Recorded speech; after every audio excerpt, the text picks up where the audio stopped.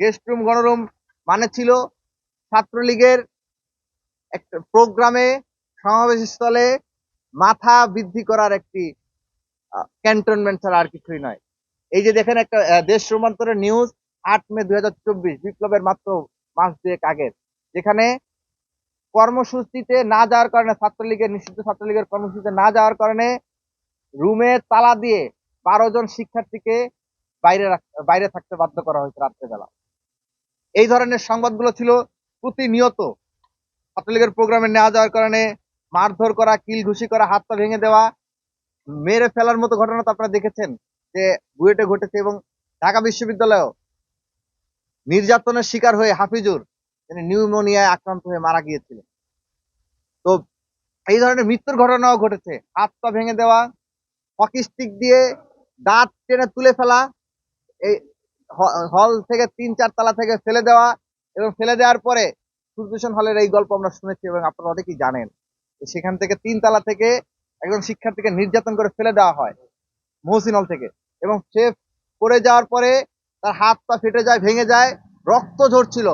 সে হামাগুড়ি দিয়ে একটি এই রেজিস্টার ভবনের মধ্যে, আপনারা জানেন যে শিক্ষার্থীদের যে বহনকারী যে বাসগুলো রয়েছে সেই বাসগুলো রাখা হয়, সেই বাসের অভ্যন্তরে গিয়ে তিনি আশ্রয় নেন। রাত্রে বেলা সেই ব্লাডের দাগ দেখে দেখে সেই বাসের ভিতর থেকে সেই শিক্ষার্থীকে খুঁজে বের করে ছাত্রলীগ তার উপর পুনরায় আবার নির্যাতন করে। এই ধরনের ঘটনাগুলো ছিল নিয়মিত। জিয়া হলে, আমি যে হলে ছিলাম, সেই হলে ছাত্রলীগের 12টা রুলস ছিল, 14টা রুলস ছিল, এবং কোনো কোনো সময় চেঞ্জ হয়েছে, কখনো 12টা, কখনো 14টা রুলস ছিল। ছাত্রলীগকে যারা হলে থাকবে তাদের বাধ্যতামূলক এই রুলস গুলো মানা হইতো। এই রুলস গুলোর মধ্যে কিছু কিছু বিষয় আরমান ভাই এবং রিয়াদ যুবা বর্ণনা করেছেন। এর মধ্যে 5 নম্বর রুলসটা ছিল ছাত্রলীগের সকল প্রোগ্রামে নিয়মিত অংশগ্রহণ করতে হবে।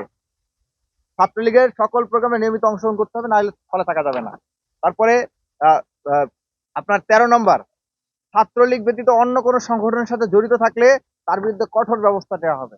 এই কঠোর ব্যবস্থা মানে হচ্ছে কখনো স্টাম্পদের পিটিয়ে হাত পা ভেঙে ফেলা, কখনোই হকি স্টিক দিয়ে মেরে নির্যাতন করে দাঁত তুলে দেওয়া, কখনো হাত পায়ের নখ তুলে দেওয়া, কখনো সারা রাত বাইরে দাঁড় করিয়ে রাখা, সারা রাত কান ধরে দাঁড় করে রাখা, সারা রাত মারধর করা, কখনো হল থেকে বের করে দেওয়া, কখনো মারধর করে প্রভোস্ট নিজে গিয়ে পুলিশে তুলে দেওয়া। এই ধরনের ঘটনাগুলো ঘটেছে।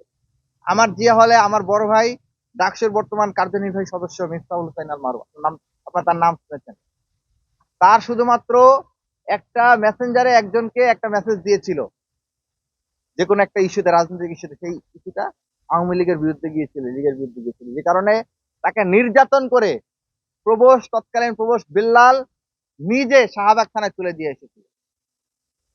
এই ধরনের ঘটনাগুলো ঘটেছে। যেখানে বিশ্ববিদ্যালয় প্রশাসনের দায়িত্ব ছিল শিক্ষার্থীদেরকে রক্ষা করা, সেখানে বিশ্ববিদ্যালয়ের প্রশাসন, হল প্রভোস্ট নিজে ছাত্রলীগের ভূমিকায় অবতীর্ণ হয়ে ছাত্রলীগের মতো একইভাবে শিক্ষার্থীদেরকে নির্যাতন করে।